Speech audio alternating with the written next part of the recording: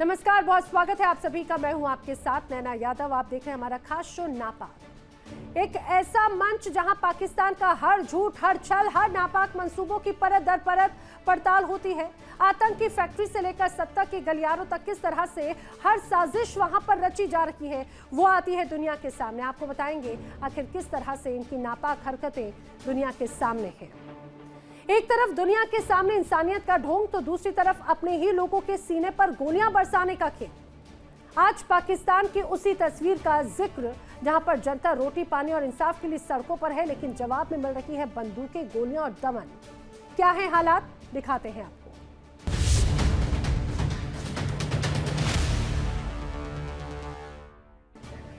नापाक में आज बात पाकिस्तान की। पीओके की सड़कों पर इस समय जो हो रहा है उसने दुनिया को हिला कर रख दिया। कसाई आसिम मुनीर की शह पर पाकिस्तानी सेना ने मुजफ्फराबाद से लेकर गिलगित बल्तिस्तान तक महापाप की सारी हदें पार करके रखी हैं। गोलियों की गूंज और चीखों से पीओके लाल हो चुका है। हक मांगने सड़क पर उतरे बेगुनाह लोगों पर पाकिस्तानी फौज अंधाधुंध गोलियां बरसा रही है। जिसे नजर आता है, जिसे देखो वो अपनी जान बचाने के लिए भागता हुआ नजर आ रहा है। बड़ी बात ये प्रदर्शन नहीं है, ये पाकिस्तानी सेना का खुल्लम खुल्ला कत्लेआम है और जो पूरी दुनिया के सामने है।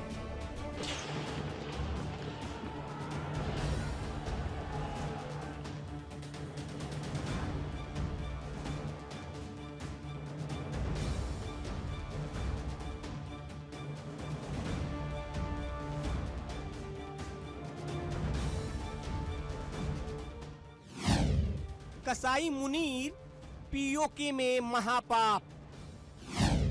पीओके में पाकिस्तानी सेना का कत्लेआम। गोलियों से लाल हुआ मुजफ्फराबाद। दोहराया जा रहा है 1971 का इतिहास। पीओके में मुल्ला मुनीर का टॉर्चर राज। पीओके में पाकिस्तान का चैप्टर क्लोज। गोलियों की तड़तड़ाहट, चारों तरफ चीख पुकार, ये तस्वीरें डरावनी हैं और मुनीर के इरादे खतरनाक। जिस पीओके को पाकिस्तान अपना आज़ाद कश्मीर कहता है, आज उसी सरजमी को पाक फौज ने जंग का मैदान बना दिया है। पाक अधिकृत कश्मीर यानी पीओके, वो जमीन जिसे पाकिस्तान ने दशकों से सिर्फ छला है और आज वही पीओके सुलग रहा है। सड़कें जंग का मैदान बनी हुई हैं और जुल्म की इंतहा ऐसी कि लोग अब पाकिस्तानी सेना के प्रमुख असीम मुनीर को कसाई पुकार रहे हैं। महंगाई, अत्याचार और अपने ही हक मांगने पर पाकिस्तानी हुक्मरानों ने पीओके की जनता पर जो महापाप किया है, उसने आज एक नई क्रांति को जन्म दे दिया है। पाकिस्तान सेना प्रमुख असीम मुनीर के सीधे आदेश पर निहत्थे प्रदर्शनकारियों पर डायरेक्ट फायरिंग की जा रही है। जॉइंट अवामी एक्शन कमेटी का दावा है कि बीते 3 दिनों के भीतर 40 से ज्यादा बेकसूर नागरिकों को गोलियों से भून दिया गया। जिस तरह से पाकिस्तान की आर्मी, रेंजर्स और आईएसआई के जो गुर्गे हैं वो पीओके में आतंक का माहौल फैला रहे हैं, उससे किसी भी वक्त पीओके के जो आम अवाम हैं वो एक ज्वालामुखी की तरह फूट सकते हैं। आज की तारीख में वहाँ पर जेएएसी की मूवमेंट को पूरी तरह से दबाने की कोशिश जारी है। जेएएसी को एक आतंकवादी संगठन करार दे दिया गया है, जब तक कि आज तक उसके एक भी कार्यकर्ता ने कहीं पर भी एक भी हथियार को हवा में नहीं लहराया है। फायर करने की तो बात ही अलग है। हाँ, जैसा सब जगह होता है, कुछ मूवमेंट में जो कार्यकर्ता हैं उन्होंने 1-2 जगह पर पुलिस पे पथराव किया हुआ है, लेकिन उसका मतलब ये नहीं कि पाकिस्तान की सरकार जेएएसी को एक आतंकवादी संगठन बना दे। और तो और पिछले कुछ दिनों की फायरिंग में वहाँ 42 से ज़्यादा लोगों की मौत हो चुकी है। दर्दनाक मौत हो चुकी है। किसके हाथों? अपने ही देश के सैनिक, अपने ही देश के रेंजर्स जो कि वहाँ तैनात किए गए हैं उनकी सुरक्षा के लिए। वही रेंजर्स अब डायरेक्ट एम करके पीओके के आम शांतिप्रिय लोगों को मार रहे हैं। ऐसा ही चलता रहा तो जैसा 1971 में बांग्लादेश में हुआ था। पीओके के लोग अपनी ही रावलपिंडी और इस्लामाबाद की जो सरकार है, पाकिस्तान की जो एस्टेब्लिशमेंट है, उसके खिलाफ खड़े हो जाएंगे। उसके बाद जब हजारों लाखों लोग मुजफ्फराबाद की तरफ मार्च करना शुरू कर देंगे और पाकिस्तान की फ़ौज और रेंजर्स को पीओके में घुसने की जगह नहीं देंगे, तो हो सकता है कि पीओके भी टूटकर पाकिस्तान से आज़ाद हो जाए। ऐसे भी प्राइवेट मीटिंग्स में पीओके के लोग अक्सर कह रहे हैं कि उनकी दिली तमन्ना है कि वो भारत के कश्मीर में विलय चाहते हैं। भारत के कश्मीर में उनके दोस्त रहते हैं, भारत के कश्मीर में उनके रिश्तेदार रहते हैं, और जब वो भारत की तरफ देखते हैं कि हमारे जम्मू कश्मीर में कितनी प्रगति हुई है। दूर दराज के क्षेत्रों तक सड़कें बन गई हैं, मोबाइल टावर लग गए हैं, स्कूल खुल गए हैं, अस्पताल खुल गए हैं। अब तो भारत सरकार कश्मीर के दूर दराज के क्षेत्रों में कुटीर उद्योग को भी बढ़ावा दे रही है। ऐसे में शायद वो दिन दूर नहीं जब पीओके के लोग अपनी आवाज़ को बुलंद करके पाकिस्तान से टूटकर भारत की कश्मीर में विलय की कोशिश करेंगे। पिछले 2 महीनों में 200 से ज्यादा लोगों की बलि दी जा चुकी है। हालत ये है कि शांतिपूर्ण मार्च को बार बार इसलिए रोकना पड़ रहा है ताकि मारे गए अपनों के जनाजे उठाए जा सकें, उन्हें सुपुर्दे खाक किया जा सके। बुनियादी सुविधाओं, महंगाई और तानाशाही के खिलाफ उठी इस आवाज को दबाने के लिए मुनीर ब्रिगेड ने हैवानियत की तमाम हदें पार कर दी हैं। स्थानीय कश्मीरी महिलाएं अब भारत और अंतर्राष्ट्रीय समुदाय से मदद की गुहार लगा रही हैं। सवाल उठ रहा है कि क्या दुनिया फिर से 1971 जैसे कत्लेआम पर खामोश बैठी रहेगी? इतिहास गवाह है, जब जब किसी हुकूमत ने अपने ही लोगों का खून बहाया है, उसका नक्शा बदल गया। 1971 में पूर्वी पाकिस्तान जो अब बांग्लादेश है, याहिया खान और टिक्का खान ने ऐसे ही जुल्म ढाए थे जिसका नतीजा हुआ पाकिस्तान के 2 टुकड़े हो गए। आज ठीक 1971 जैसी स्थिति पीओके में बन चुकी है। आज वही इतिहास पीओके की धरती पर दोहराया जा रहा है और वैश्विक समुदाय का मौन कई सवाल खड़े कर रहा है। पाक अधिकृत कश्मीर यानी पीओके में इस वक्त बारूद जैसी फिजा है। शहबाज सरकार की नीतियां और असीम मुनीर की जालिम फौज के खिलाफ सड़कों पर ऐसा सैलाब उमड़ा है जिसे दबाना अब मुमकिन नहीं दिख रहा। कभी आटे की किल्लत तो कभी बिजली के बेतहाशा बिलों को लेकर भड़की ये आग अब सीधे आजादी की मांग तक पहुंच चुकी है। लोग चीख चीख कर कह रहे हैं, हमें राशन और बिजली नहीं, हमें सिर्फ जालिम फौज से आजादी चाहिए।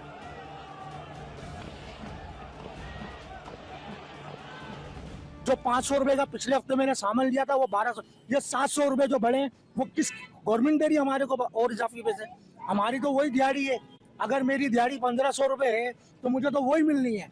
ये जो 700 रुपए हफ्ते जो बढ़ा है वो किसके ऊपर उसका असर आएगा? मेरे पे, गरीब आवाम पे आएगा ना। गवर्नमेंट वहाँ पे बैठ के खाली बोलती है हमने बड़ी जांच पड़ताल करके, बड़ा कुछ करके, ये दिल पे पत्थर रख के ये सोचा है कि आवाम पे ज्यादा बोझ ना आए तो 50 रुपए बढ़ा रहे हैं। ये तो अभी दिल पे पत्थर रखे हुए, अगर दिल से पत्थर उठा लिए तो फिर क्या हो जाएगा? फिर तो लोगों का खाना, जो एक टाइम का खाना भी नहीं खा सकेंगे लोग। भाई दिल से इन्होंने पत्थर हटाया हुआ है। ये सिर्फ हाथी के दांत दिखाने के कुछ और खाने के कुछ हैं। इनका दिल नहीं है। इनका दिल होता ना तो इनको पता चलता कि मैं दाल, आटा, चीनी किस हिसाब से ले रहा हूँ और किस तरह अपना घर चला रहा हूँ। भाई साहब, इसमें सबसे बड़ा जो किरदार है ना हमारी गवर्नमेंट का है। गवर्नमेंट सिर्फ, ईरान आपको बोल रहा है मैं आपको पेट्रोल इतने पे दे रहा हूँ, आप क्यों नहीं ले रहे? अगर फॉर एग्जांपल ये हट जाते हैं तो फिर कौन आएगा? जो काम कर रहा है अभी भी कौन कर रहा है काम? चलो मुझे बताएं। इस वक्त जो दुनिया में, जो वर्ल्ड में जो आप पाकिस्तान को रिप्रेजेंट कर रहा है, कौन है वो? वर्ल्ड बैंक जो चला रहे हैं। तो वर्ल्ड को हम लोग डील कर रहे हैं, कौन कर रहा है? जरदारी कर रहा है, शहबाज शरीफ कर रहा है, कौन कर रहा है? आप बताएं कौन कर रहा है? बताए ना, आप बताएं कौन कर रहा है? मुझे तो नहीं पता। हमारी एस्टेब्लिशमेंट कर रही है, हमारा आसिफ मुनीर कर रहा है, तो उसको चाहिए वो अपने ऊपर रखे ना बल्ली, इनको छोड़े बाहर में डाले इन लोगों को। लेकिन फिर आप क्या समझते हैं यहाँ पे डिक्टेटरशिप आ जाएगी? डिक्टेटरशिप नहीं तो अभी भी नाम तो नहीं है ना डिक्टेटरशिप का। तो ऐसे लोग तो लेके आए जिससे रिस्पेक्ट लोगों में बढ़े, जितने लोग रिस्पेक्ट करते हो चाहे वो कुछ भी ना करें, कम से रिस्पेक्ट तो करें ना। अभी आप अपना अच्छा काम करके भी आप गलत लोगों को अपने साथ रखा हुआ आपने सामने आपने सब। लेकिन देखें दुनिया के अंदर तो डेमोक्रेसी के लिए जद्दोजहद होती है, आप खुद कहने के डेमोक्रेसी को हटा के डिक्टेटरशिप लेके आए। बहुत अवर हो जाऊंगा, बहुत अवर बात करने शुरू हो जाऊंगा, आप ना वो डिलीट कर देंगे, आप करेंगे कर ही नहीं पाएंगे। बहुत लंबी कहानी है बॉस। नहीं, आप चाहते हैं कि डिक्टेटरशिप आ जाए? बिल्कुल आ चाहिए, हमें राशि यही है, हमें राशि यही है। और आज तक जो भी हमने तरक्की की है ना, वो डिक्टेटरशिप के अंदर ही है की है। जी बिल्कुल। डिक्टेटरशिप की आप हिस्ट्री देखें ना, 1965 के अंदर जब अयूब खान थे, उस टाइम पे अमेरिका ने पाकिस्तान को बहुत ज्यादा हेल्प की थी वो रशिया के साथ लड़ने के लिए। फिर जब मुशर्रफ आए थे उस टाइम पे भी 9/11 का वाकया हुआ था, उस टाइम पे भी अच्छा कारोबार था, हमको अमेरिका की मदद थी। अब कारोबारी लोग हैं, हमारा कारोबार अच्छा होगा सब कुछ अच्छा है, वरना कुछ भी अच्छा नहीं है हमारे लिए। जब आपको ईरान पेट्रोल दे रहा है, आप क्यों नहीं ले रहे भाई? आपको वो गैस लाइन लाके दे रहा है, सारा एग्रीमेंट कर लिया, उससे पूरी लाइनें आपने पाकिस्तान के बॉर्डर तक पहुंचा दी, आपने वो क्यों नहीं बिछाई? क्यों नहीं बिछाई बताया ना मुझे। अमेरिका की सैंक्शन के डर है। फिर मतलब आप अपने मुल्क में अपने लोगों को तकलीफ दे रहे हो, तो उससे कैसे लोग आपके लिए अच्छे फीलिंग्स या अच्छे जज्बात आपके सामने निकलेंगे भाई? पीओके से लेकर बलूचिस्तान में गायब होते बेकसूर नौजवान, खैबर पख्तूनख्वा में आम नागरिकों पर होती सैन्य कार्रवाई और अल्पसंख्यक समुदायों के खिलाफ बढ़ता अत्याचार, हर जुल्म की तस्वीर अब दुनिया के सामने है।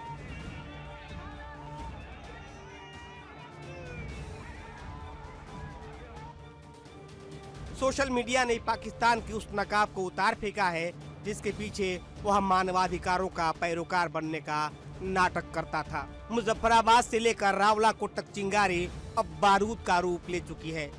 सवाल ये है कि कब तक पाकिस्तान गोलियों के दम पर अवाम की आवाज दबाएगा और कब अंतर्राष्ट्रीय मंच पीओके के इन बेकसूर नागरिकों की चीख सुनेगा। शहबाज शरीफ की लाचार सरकार और असीम मुनीर की दमनकारी नीति ने पीओके के लोगों के सब्र का बांध तोड़ दिया है। अवाम अब सीधे फौजी चौकियों पर धावा बोल रही है। संदेश साफ है, पीओके में पाकिस्तान का चैप्टर अब अंतिम दौर में है। लगातार फायरिंग जारी है, ऐसा लग रहा है कि हम फलस्तीन में हैं कसम से, इन्होंने वो हालत बनाई है। और शहबाज मुनीर की जोड़ी इस ऐतिहासिक जनसैलाब को रोक नहीं पाएगी। दशकों से पाकिस्तान ने पीओके के प्राकृतिक संसाधनों को लूटा है, लेकिन जब वहां के नागरिकों ने अपने हक की आवाज उठाई तो उन्हें गद्दार करार देकर बंदूकों के दम पर खामोश करने की कोशिश की गई।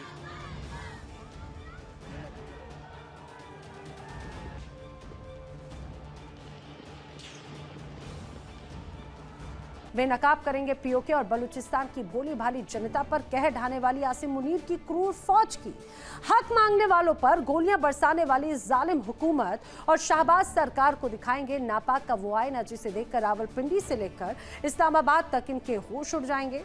बने रहिए हमारे साथ।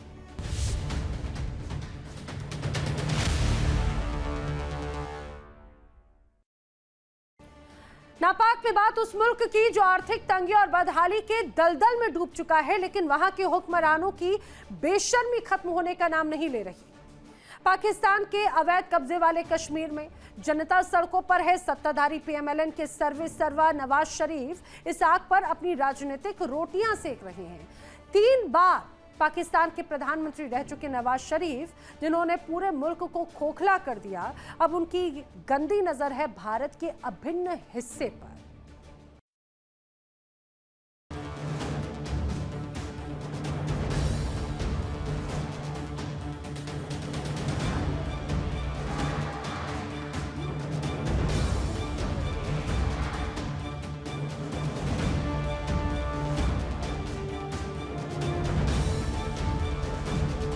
पीओके में जारी जन आक्रोश अब एक नए और बड़े मोड़ पर पहुंच गया है। रावलकोट में आयोजित एक विशाल रैली में हजारों की संख्या में लोग सड़कों पर। शुरुआत में बिजली दरों, खाद्य सब्सिडी और स्थानीय सुधारों को लेकर के शुरू हुआ ये आंदोलन अब सीधे इस्लामाबाद के राजनीतिक नियंत्रण के खिलाफ एक सुर में बदल चुका है। चलती रहेगी, हमारी नस्लें देखेंगी आने वाली। हम अपना कमा रहे हैं, अपना खा रहे हैं, कोई किसी को नहीं दे रहा। हुक्मरानों के हाल देख लो, महंगाई कितनी है, अवाम दलीलो ख्वार है। भाई यही बोल सकते हैं। लेकिन ओवरऑल हालात बेहतर होते हुए क्यों नहीं देख रहे आप? ओवरऑल हालात क्यों नहीं बेहतर हो रहे? भाई मैचिया देखो, सब कुछ तो इन्होंने भेज दिया है, बचाया क्या है? ये इन्होंने भेज दिया, बैंक इन्होंने भेज दी, बचा क्या है? ये रेलें भी अभी बेच रहे हैं। सब कुछ बेचेंगे ये देखो सामने देखो, खोद के डाला 1 महीना हो गया। ये रोड के हालात अगर आप देखें तो ये मेन रोड है, उसके हालात आप देखें तो ये कितने टाइम से ये खुदाई हुई है? महीना होने वाला है भाई, ये नहीं 1 महीने से ये खुदाई हुई है रोड की। और हालात आप देखें, ये मेन रोड है, ये मेन रोड है, यहाँ से हजारों गाड़ियाँ आती जाती हैं। रोजाना लाइट जाती है 9 बजे। अभी ये ट्रिप हो जाता है, लोड बड़ा ट्रिप हो जाता है, सारी रात लाइट के सारे बैठे हुए हैं गर्मी में। वो अपनी मर्जी से आते हैं, बिल देते जाओ बस। लाइट है नहीं, 20,000 बिल आ जाता है। इनसे कोई पूछने वाला है? कोई नहीं है। सब मिली भगत है, खा रहे हैं, पी रहे हैं भाई। बस मैंने आपको बोला, इस मुल्क का अल्लाह ही चला रहा है। बस ये हुक्मरानों ने तो सब कुछ बेच दिया, आपको भी पता है। आप करोड़ों लोगों के मरने की बात कर रहे हैं। मेरे भाई मुझे एक बता, रोज के मरने से एक दफा मर जाए वो ज्यादा बेहतर नहीं है। कभी पेट्रोल महंगा, कभी गैस महंगा, कभी गैस नहीं है, कभी कुछ नहीं है। ये भी तो रोज मर रहा है ना इंसान, तो एक दफा ही मरेगा ना। रोज रोज के मरने से एक दफा का मरना अच्छा होता है कि नहीं? लेकिन हालात बेहतर करना चाहिए, यहाँ के पब्लिक को मार देना नहीं चाहिए। होंगे, नहीं होंगे, नहीं होंगे। यहाँ के हालात ऐसे ही रहेंगे। यहाँ हुक्मरान चोर, यहाँ अवाम चोर, कैसे सही होगा? अगर हुक्मरान चोर है तो अवाम भी चोर है। अवाम भी तैयार नहीं है टैक्स देने के लिए। हर चीज़ में चोरी है यहाँ। बिजली है तो चोरी है, गैस है तो चोरी है। कहाँ कहाँ तक आप किस किस को सुधारोगे भाई? यहाँ तो कोई बंदा ऐसा है रोज डेली 100-200 आदमी मारे। 4 सूबे हैं, चारों में 1000 आदमी मारे रोज डेली।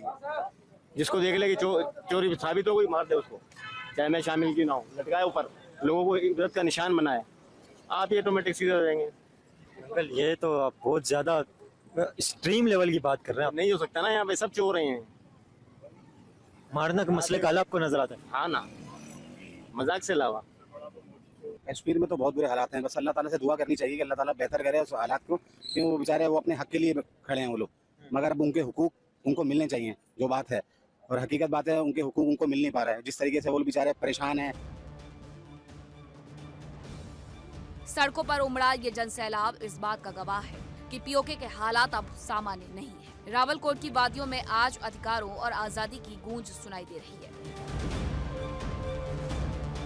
पिछले कई हफ्तों से जो गुस्सा दबा हुआ था, उसने अब एक बड़े आंदोलन का रूप ले लिया है। रावलकोट की सड़कों से उठा ये जन आक्रोश अब महज एक विरोध प्रदर्शन नहीं रहा, बल्कि ये इस्लामाबाद के सालों पुराने नियंत्रण पर सीधा सवाल बन चुका है।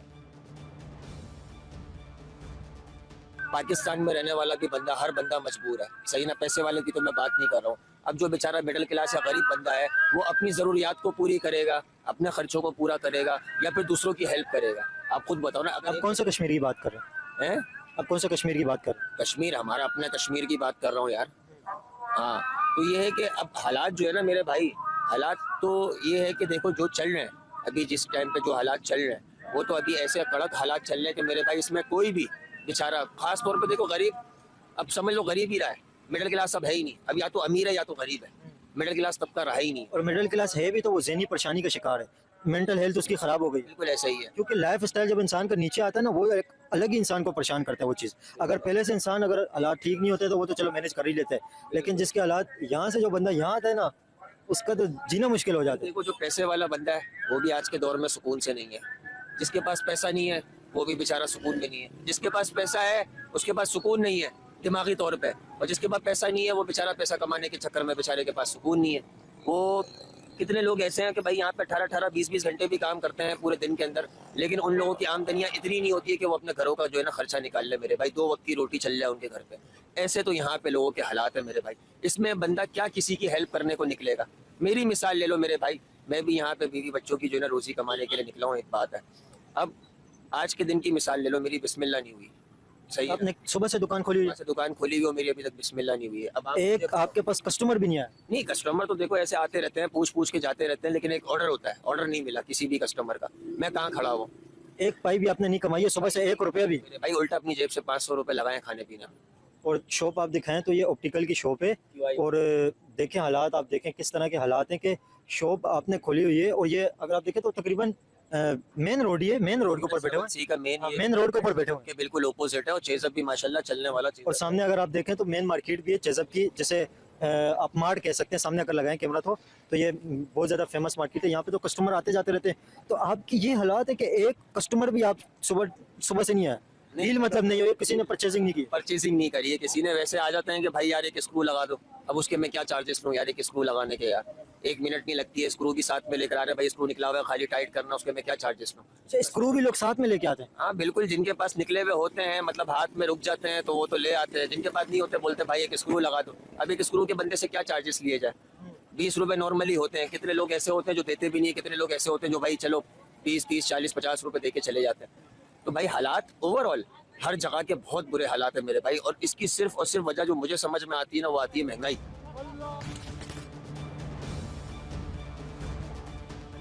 पीओके जल रहा है और वहाँ के हुक्मरान इस आग में अपनी रोटियां सेकने में लगे हैं। इस बार लाहौर से लेकर मुजफ्फराबाद तक एक नया तमाशा शुरू हुआ है। ये प्रदर्शन ऐसे समय में हो रहे हैं जब जुलाई के आखिर में यहाँ विधानसभा चुनाव होने वाले हैं।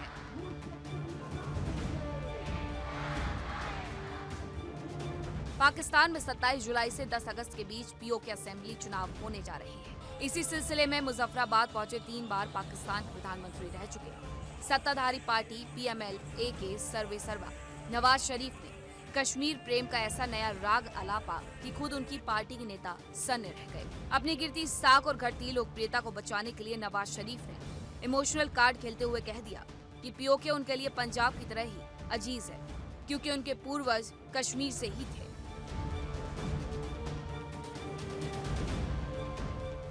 और बल्कि मैं मरियम को ये कह रहा था, ये राजा साहब भी खड़े हैं, और मैंने कहा कि देखो मरियम, ये मेरा दिल चाहता है कि इलेक्शन में अगर हमें कामयाबी मिलती है ना तो इंशाअल्लाह ताला, तो मैं शहबाज शरीफ से मेरा दिल चाहता है कि मैं उनको कहूं कि आजाद कश्मीर का मुझे वजीर आजम बना दें, नवाज शरीफ को।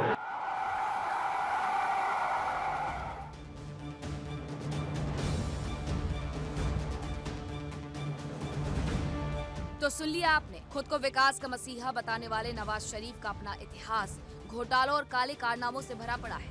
अब आपको इनकी काली करतूत की फेहरिस्त बताते हैं। पनामा पेपर्स एंड एवेनफील्ड घोटाला, लंदन में अघोषित आलीशान संपत्तियों के खुलासे के बाद 2017 में सुप्रीम कोर्ट ने नवाज को अयोग्य ठहराया और 10 साल की सजा सुनाई। अल अजीजिया स्टील मिल केस, बेनामी संपत्तियों धांधली के मामले में NAB कोर्ट ने उन्हें 7 साल की जेल की सजा सुनाई। तोशखाना विवाद, विदेशी दौरों में मिले महंगे तोहफे और लग्जरी गाड़ियों को कौड़ियों के भाव हड़पने का आरोप। आतंकी संगठन ISI से फंडिंग, 90 के दशक में चुनाव जीतने के लिए ISI से फंड लेने से लेकर 1997 में पाकिस्तान के सुप्रीम कोर्ट पर अपने समर्थकों से हमला करवाने तक नवाज का ट्रैक रिकॉर्ड बेहद दागदार रहा है।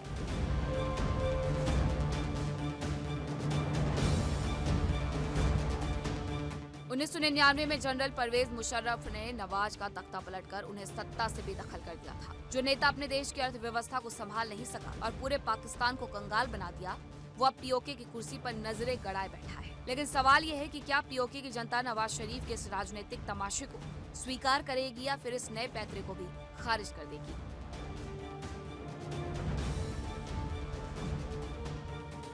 पाकिस्तान की राजनीति में दावों और वादों का ये नया नाटक भले ही जारी रहे, लेकिन हकीकत यही है कि पीओके भारत का अभिन्न अंग है और रहेगा।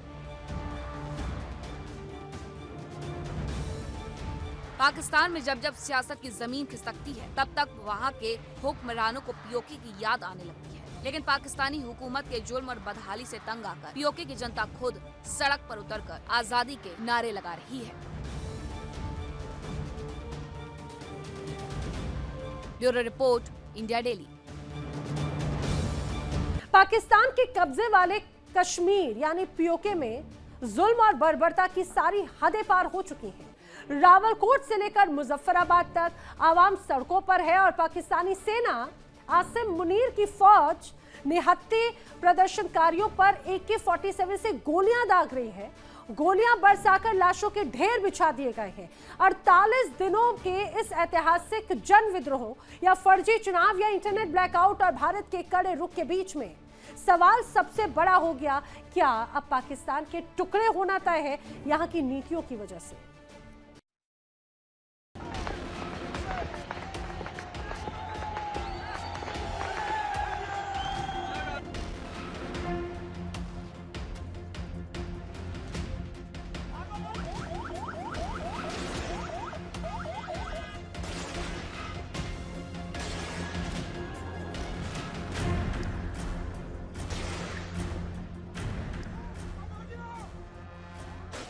ये वो तस्वीरें हैं जिनको पाकिस्तान के कब्जे वाले जम्मू कश्मीर में पाकिस्तानी हुक्मरानों और मुनीर की आर्मी की बर्बरता को उजागर कर दिया है।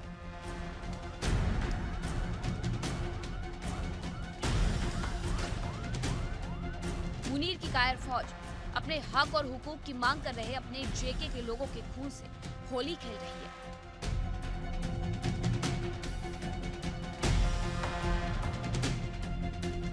प्रदर्शनकारी रावलकोट से मुजफ्फराबाद की ओर लॉन्ग मार्च निकाल रहे थे, तभी रावलकोट में ही उन पर पाकिस्तानी सेना ने अंधाधुंध फायरिंग कर दी।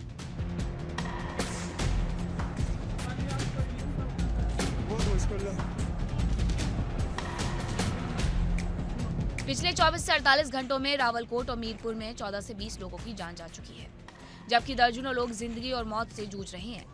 ये बर्बरता ऐसे वक्त में हो रही है जब पीओजेके में विधानसभा चुनावों के दौरान धांधली के गंभीर आरोप लग रहे हैं। कई जगह मतपेटियों को फूंक दिया गया है। पीओके यानी पाकिस्तान अधिकृत कश्मीर, ये जम्मू कश्मीर का वो हिस्सा है जिस पर 1947 में पाकिस्तान ने अवैध रूप से कब्जा कर लिया था।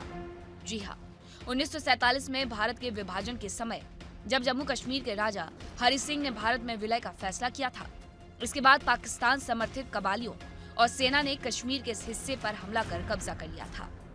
आज भी भारत पीओके को अपना अभिन्न हिस्सा मानता है और अब पाकिस्तान इसी कब्जे वाले कश्मीर यानी पीओके में दिखावटी चुनाव करवा रहा है। पाकिस्तान की सरकार 3 चरणों में ये चुनाव करवा रही है। पहले चरण का चुनाव 27 जुलाई से पीओके के मीरपुर डिवीजन में करवाया गया, लेकिन पहले ही दिन पाकिस्तान की टेंशन बढ़ गई।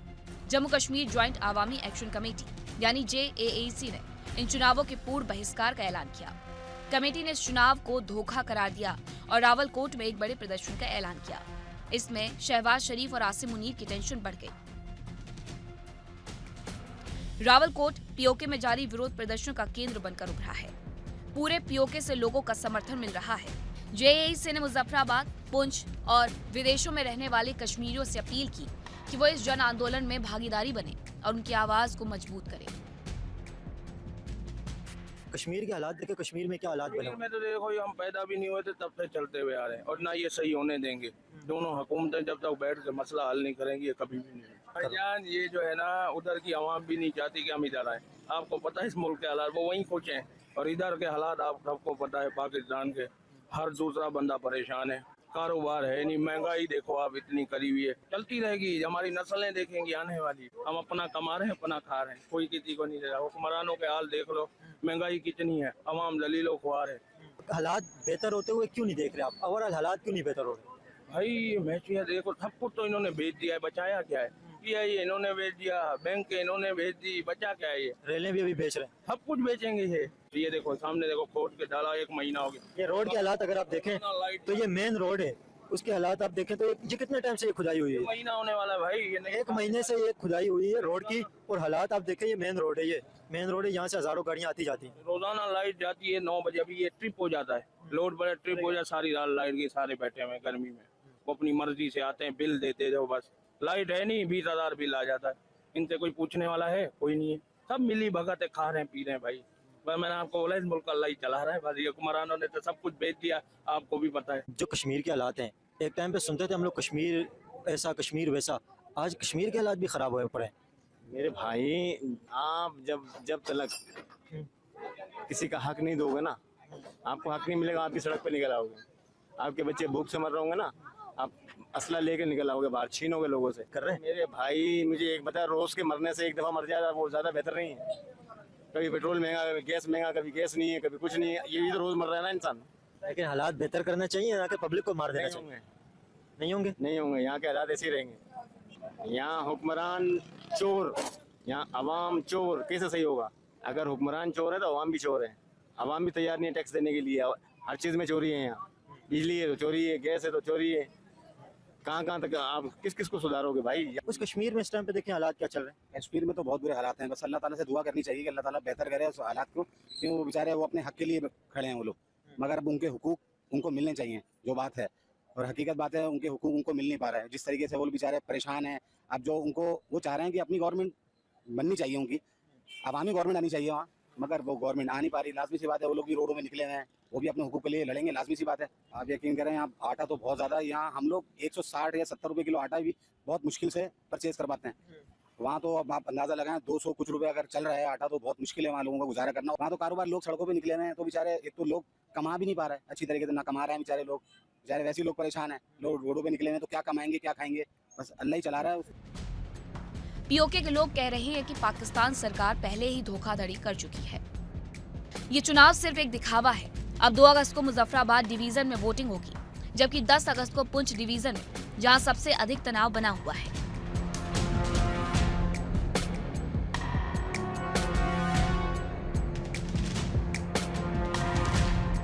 आपको बता दें कि मुजफ्फराबाद में नवाज शरीफ ने मरियम नवाज के साथ रैली की। नवाज शरीफ ने पीओके को अपना दूसरा घर बताया, लेकिन जिस तरह से अपनी मांगों को लेकर पीओके में प्रदर्शन कर रहे लोगों पर मुनीर ने बर्बरता दिखाई है, ऐसे में पीओके में पाकिस्तान के खिलाफ बगावत का एटम बम फूट चुका है। पीओके की जो मांगे हैं उनमें स्थानीय विधानसभा में 12 आरक्षित सीटों की व्यवस्था खत्म करना, गिरफ्तार नेताओं और कार्यकर्ताओं की रिहाई, बिजली और अन्य आर्थिक मुद्दों पर सुधार की मांग की।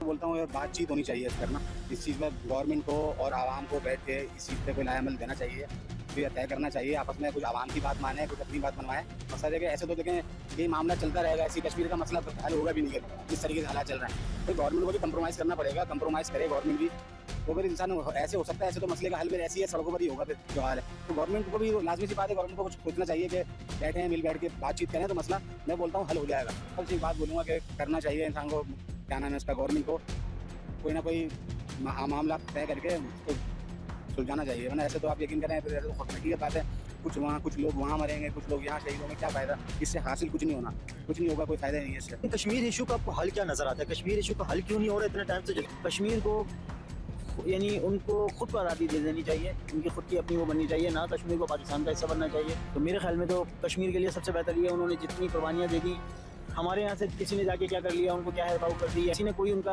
तो मतलब वो अच्छा नहीं सोचा, ठीक है। तो बेहतर ये है कि आप उनको आज़ादी दे दो, यानी अल्लाह करे कि वो आज़ाद हों और हम अपनी ज़िंदगी में उनको आज़ाद देखें। तो बेहतर ये है कि वो आज़ाद हो जाए तो ज़्यादा बेहतर है, वो अपना मुल्क बना लें, वो ज़्यादा बेहतर है। देखिए मसला ये है जो मुझे नज़र आता है, आवाम की डायरेक्शन अलग है, हुक्मरान की डायरेक्शन अलग है। कैसे? जिसकी वजह से ये प्रॉब्लम्स क्रिएट हुआ है। कैसे आवाम और पब्लिक की डायरेक्शन अलग कैसे? अलग ऐसे है कि हम ये समझते हैं कि जनाब जिसको वोट पड़े वो हुकूमत करे, ठीक है, लेकिन फॉर्म 47 की हुकूमत बना के दे दी, ये सारी बातें हैं ना, आपके सामने मीडिया पर्सन हो तो आपको तो पता ही होंगी ना यार। लेकिन पाकिस्तान के हालात कैसे बेहतर हो सकते हैं? पाकिस्तान के हालात इसी तरह से बेहतर हो सकते हैं कि सियासी इस्तेहकाम आए, पॉलिटिकल स्टेबिलिटी लेके आए, और फिर पॉलिटिकल स्टेबिलिटी के अलावा और क्या वजह? कैसे आई, फेयर एंड फ्री इलेक्शन की तरफ हमें जाना चाहिए, फौरी तौर पे। आज पेट्रोल कहाँ है? उस वक्त तो 150 रुपये था ना, $118 फी बैरल मिल रहा था, ठीक है, और 150 में हमें मिल रहा था। आज पेट्रोल तो बिल्कुल ऐसा हो गया है कि सोने के भाव हो गए, एक दिन नीचे एक दिन ऊपर। कश्मीर की अगर आप बात कर रहे हो, ओवरऑल देखा जाए तो पूरे वर्ल्ड के हालात ख़राब है, सही ना। अगर हमारी मुस्लिम कंट्रीज़ के अंदर अगर आप कहो तो हाँ, कश्मीर के हालात मेरे भाई बहुत बुरे हालात हैं, और हम यहाँ पे उनका साथ इसीलिए नहीं दे पा रहे मेरे भाई, क्योंकि पाकिस्तान में रहने वाला भी बंदा, हर बंदा मजबूर है, सही ना। पैसे वाले की तो मैं बात नहीं कर रहा हूँ। अब जो बेचारा मिडिल क्लास या गरीब बंदा है, वो अपनी ज़रूरियात को पूरी करेगा, अपने खर्चों को पूरा करेगा, या फिर दूसरों की हेल्प करेगा। हाँ, तो ये है कि अब हालात जो है ना मेरे भाई, हालात तो ये है कि देखो जो चल रहे हैं अभी, जिस टाइम पे जो हालात चल रहे हैं, वो तो अभी ऐसे कड़क हालात चल रहे हैं कि मेरे भाई इसमें कोई भी बेचारा, खास तौर पे देखो गरीब, अब समझ लो गरीब ही रहा है, मिडिल क्लास अब है ही नहीं, अब या तो अमीर है या तो गरीब है, मिडिल क्लास तबका रहा ही नहीं। और मिडिल क्लास है भी तो वो ज़हनी परेशानी का शिकार है, मेंटल हेल्थ उसकी ख़राब हो गई। बिल्कुल ऐसा ही है, क्योंकि लाइफ स्टाइल जब इंसान का नीचे आता है ना, वो एक अलग ही इंसान को परेशान करता है वो चीज़। अगर पहले से इंसान अगर हालात ठीक नहीं होते तो वो तो चलो मैनेज कर ही लेते हैं, लेकिन जिसके हालात यहाँ से जो बंदा यहाँ आता है ना, उसका तो जीना मुश्किल हो जाता है। देखो जो पैसे वाला बंदा है वो भी आज के दौर में सुकून से नहीं है, जिसके पास पैसा नहीं है वो भी बेचारा सुकून में नहीं है, जिसके पास पैसा है उसके पास सुकून नहीं है दिमागी तौर पे, और जिसके पास पैसा नहीं है वो बेचारा पैसा कमाने के चक्कर में बेचारे के पास सुकून नहीं है। वो कितने लोग ऐसे हैं कि भाई यहाँ पे 18-18, 20-20 घंटे भी काम करते हैं पूरे दिन के अंदर, लेकिन उन लोगों की आमदनियाँ इतनी नहीं होती है कि वो अपने घरों का जो है ना खर्चा निकाल ले मेरे भाई, 2 वक्त की रोटी चल जाए उनके घर पे। पीओके में बसे शरणार्थियों के लिए आरक्षित 12 सीट और शौकत नवाज मीर अगवाई में ज्वाइंट आवामी एक्शन कमेटी ने चुनावों के बहिष्कार का ऐलान कर अपना विरोध दोहराया। उनका कहना है कि अगर स्थानीय लोगों को ज्यादा हिस्सेदारी नहीं मिलती है तो इस चुनाव का कोई मतलब नहीं रह जाएगा। पीओके और पाकिस्तान की सरकार से अक्टूबर 2025 में हुए मुजफ्फराबाद समझौते को लागू करने की बात की है। इसके अलावा उन्होंने 5 जून से 26 जून के बीच किए गए वादों से और सार्वजनिक नोटिफिकेशन जारी करने को भी कहा है। आपको बता दें कि बीते करीब 2 महीनों से चल रहे आंदोलन को कुचलने के लिए प्रदर्शनकारियों पर गोलियां चलाई गई। स्थानीय संगठनों का दावा है कि करीब 200 से ज्यादा लोगों की जान गई, सैकड़ों घायल हुए और बड़ी संख्या में लोगों को हिरासत में लिया गया। सिर्फ गोलियां ही नहीं, इंटरनेट पर पाबंदी और विरोध की हर आवाज को दबाने की कोशिश के भी आरोप है।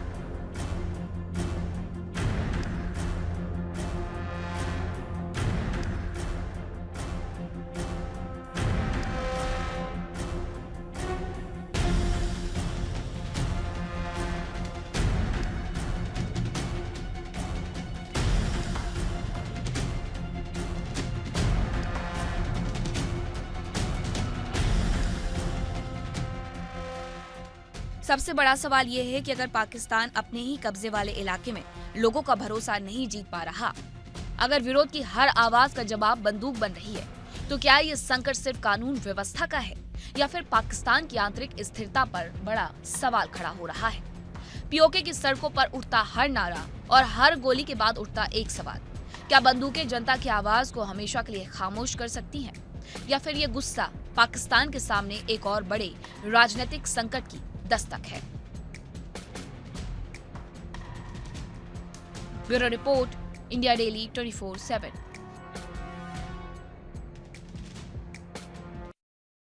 ये समझिए ये पाकिस्तान का हाल है।